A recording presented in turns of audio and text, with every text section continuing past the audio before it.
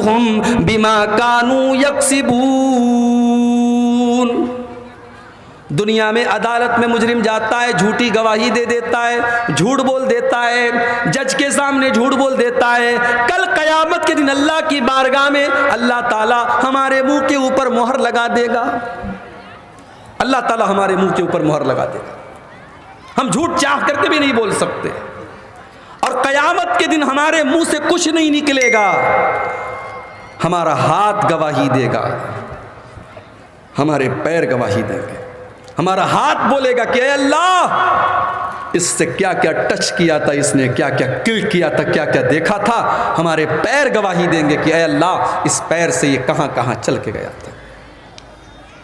اتنا ہی نہیں، حتی اذا ما جاؤوها شہید علیہم سمعہم وابصارہم وجلودہم بما كانوا یعملون۔ قیامت کے دن تمہارے کان بھی تمہارے خلاف گواہی دیں گے، تمہاری آنکھیں بھی تمہارے خلاف گواہی دیں گی، تمہارے بدن کا چمڑا بھی تمہارے خلاف گواہی دے گا۔ وَقَالُوا لِجُلُودِهِمْ لِمَ شَهِدتُّمْ عَلَيْنَا قَالُوا أَنطَقَنَا اللَّهُ الَّذِي أَنطَقَ كُلَّ شَيْءٍ۔ انسان اپنی چمڑی سے کہے گا، انسان اپنی چمڑی سے کہے گا کہ تو کیسے بول رہی ہے، تو انسان کی چمڑی کہے گی کہ اللہ نے آج ہم کو بولنے کی طاقت دی ہے، اور آج ہم تیری پول کھولیں گے، آج ہم تیرے راز کھولیں گے۔ میرے بھائیوں، اس دن ہمارا اور آپ کا کیا حال ہوگا؟ کبھی ہم نے سوچا ہے ہماری تنہائی آج کیسی گزر رہی ہے؟ لوگوں کے سامنے تم بڑے نیک اور پارسا ہیں، لیکن تنہائی میں ہم کیسے ہیں؟ اگر ہماری تنہائی خراب ہے، اگر اکیلے میں تنہائی میں ہم غلط کام کرتے ہیں، گناہ کے کام کرتے ہیں، یقین جانیے ہماری نمازیں ہمارے منہ کے اوپر مار دی جائیں گی، ہمارے روزے برباد ہو جائیں گے، ہماری زکوٰۃ برباد ہو جائے گی، ہمارے حج اور عمرے برباد ہو جائیں گے۔ آئیے ایک حدیث آپ کو سناتا ہوں، اور اس کو کان سے نہیں، اس کو دل سے سنیے گا، اور اگر کہیں ایسا لگے کہ اس حدیث میں جو بات کہی گئی ہے، اللہ نہ کرے اگر وہ بات ہمارے اور آپ کے اوپر فٹ ہو رہی ہے میرے بھائیوں، تو ہمیں اور آپ کو اپنی اصلاح کرنے کی ضرورت ہے۔ ابن ماجہ کی روایت ہے، اللہ کے پیارے نبی فرماتے ہیں لَأَعْلَمَنَّ أَقْوَامًا مِّنْ أُمَّتِي يَأْتُونَ يَوْمَ الْقِيَامَةِ بِحَسَنَاتٍ أَمْثَالَ جِبَالِ تِہَامَةَ بِيضًا۔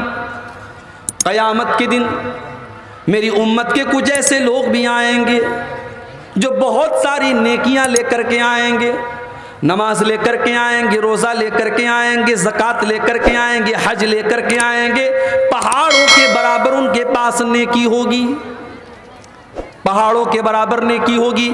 فَيَجْعَلُهَا اللَّهُ عَزَّ وَجَلَّ هَبَاءً مَّنثُورًا، اللہ تعالیٰ ان کی نیکیوں کو اڑا دے گا، ان کی نیکیوں کو ڈسٹرائے کر دے گا، ان کی نیکیوں کو نشٹ کر دے گا، ان کی نیکیوں کو برباد کر دے گا، ان کی کوئی نیکی اللہ تعالیٰ کیا نہیں مانی جائے گی۔ حدیث کے راوی ہیں حضرت ثوبان رضی اللہ تعالیٰ عنہ۔ ثوبان نام سنا ہے کبھی آپ نے؟ ہمارے بنگال میں ناموں کا بڑا مسئلہ ہے۔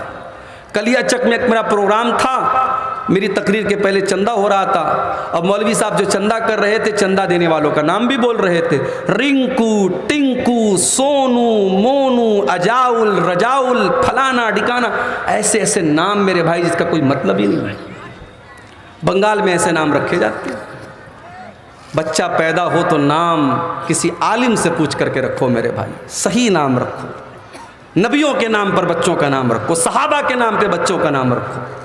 بڑا پیارا نام ہے ثوبان، کسی کی نئی نئی شادی ہوئی ہو تو بچہ اگر پیدا ہو تو یہ نام نوٹ کر لو، یہ نام رکھنا اپنے بچے کا، بڑا پیارا نام ہے ثوبان، صحابی کا نام ہے۔